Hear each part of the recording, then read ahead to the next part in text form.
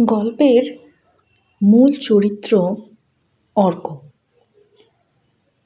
সে একটি রেডিও স্টেশনে রাতের শিফটে কাজ করে।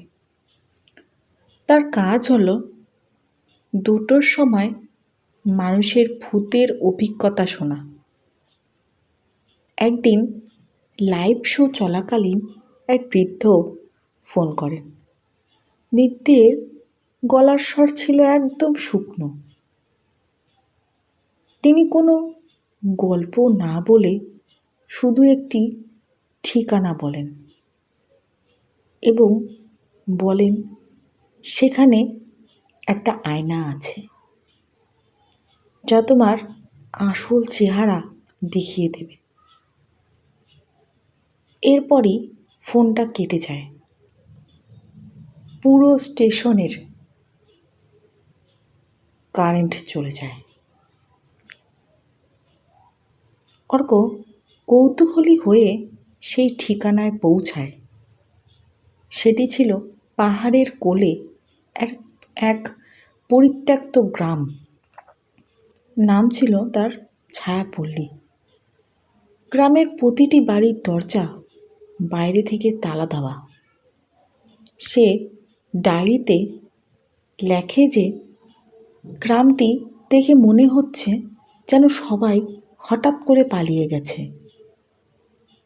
সে এক অদ্ভুত কান্নার শব্দ শুনতে পায় যা মাটির নিচ থেকে আসছে। অর্ক একটা পুরনো বাড়িতে ঢোকে যেখানে দেওয়ালে শত শত ঘড়ি টানানো, কিন্তু সবকটি ঘড়িতে রাত 2:20 থেমে আছে। বাড়ির ভেতর অর্ক সেই বিশাল আয়নাটি খুঁজে পায়, কিন্তু আয়নায় তার প্রতিফলন দেখা যাচ্ছিল না।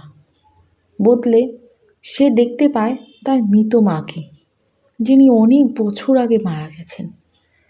আয়নার ভেতর থেকে তার মা তাকে ডাকছেন।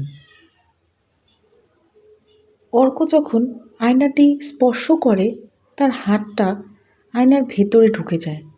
সে বুঝতে পারে এটি কোনো আয়না না, এটি অন্য এক জগতের প্রবেশদ্বার।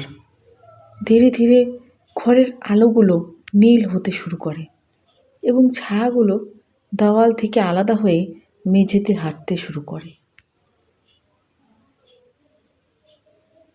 অর্ক বাড়ি থেকে বেরোতে গিয়ে সে দেখে বারবার সেই ঘরেই ফিরে আসছে।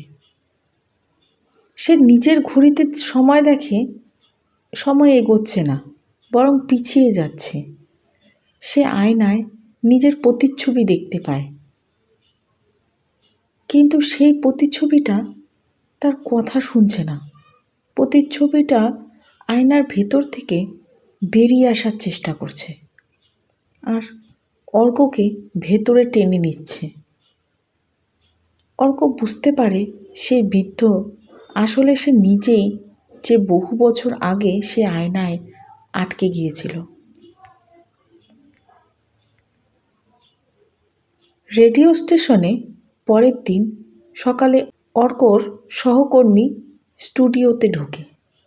সে দেখে রেডিও বুথটা ভেতর থেকে লক করা। রেকর্ডার অন করলে শোনা যায় অর্কর শেষ কথাগুলো। আমি এখন আয়নার ওপাশে। আপনারা যারা শুনছেন সবাই সাবধান হন। হঠাৎ রেডিওতে আবার সেই রহস্যময় ফোন কল আসে। সহকর্মী ফোন ধরতেই ওপাশ থেকে অর্কর গলা শোনা যায়। আমি ঠিকানাটা বলছি, লিখে নাও। এই গল্পটি তোমাদের কেমন লাগলো আমাকে জানাতে ভুলো না, এবং গল্পটিকে একটা লাইক করো, কমেন্ট করো এবং আমার চ্যানেলটিকে সাবস্ক্রাইব করো।